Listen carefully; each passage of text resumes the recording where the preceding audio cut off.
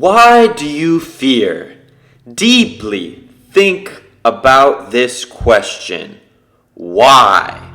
Notice, we are not asking what, but rather why do you fear? Now the logical answer could be, well, because fear is what keeps me from doing dangerous things, could get me killed or disadvantaged in some way.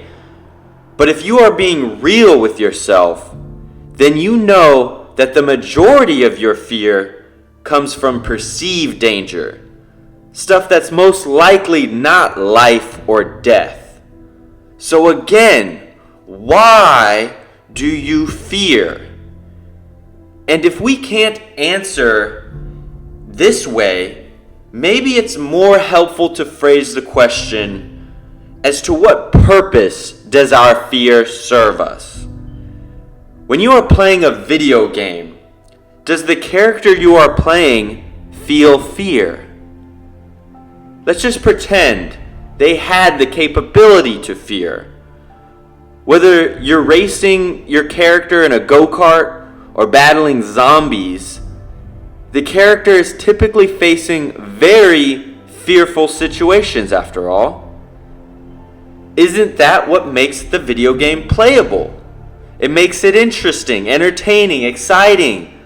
The ability to face and conquest over fears within that safety of a video game.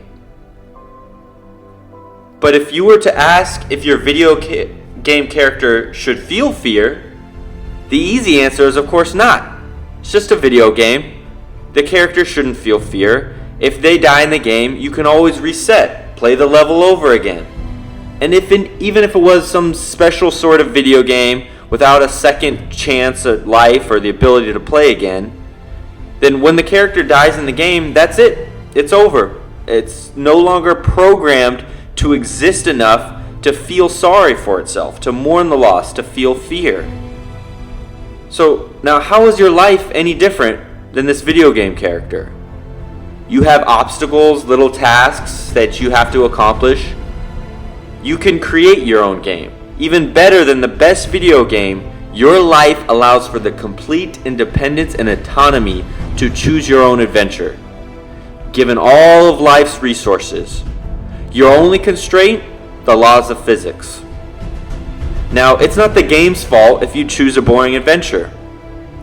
And why do most of us choose a boring, timid life? Well, the answer is typically fear.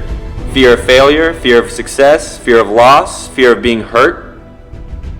All those fears are the same. They all begin with fear. But we just established that the video game character would be silly to be afraid. Imagine playing a racing game and trying to cautiously get around the track because you're afraid of crashing the car and getting injured. You would never win one race, and you would be bored and miserable throughout the entire game. We don't choose to play video games this way, so why do we choose to live life this way? Our most important game. You see, like in the video game, you have the opportunity to play with the time or play it safe and never truly play or live one day in your very long and safe life. So I ask you, decide. Are you going to play the game as a timid mouse in this world or a conquering lion? Because it's your life, your game. When it's over, just like the video game character, you have no idea how you spent your life. A dead person cannot be self-aware to know how long they've lived. Only alive people worry about that. And the nice thing about that is when you're worrying about being alive, well, you're always alive. So in the moment of here and now is when we must all choose how we want to play our video game of life. And when we are clear on this is when we can create from our highest place, not a place of fear, but a place of calm, fearlessness.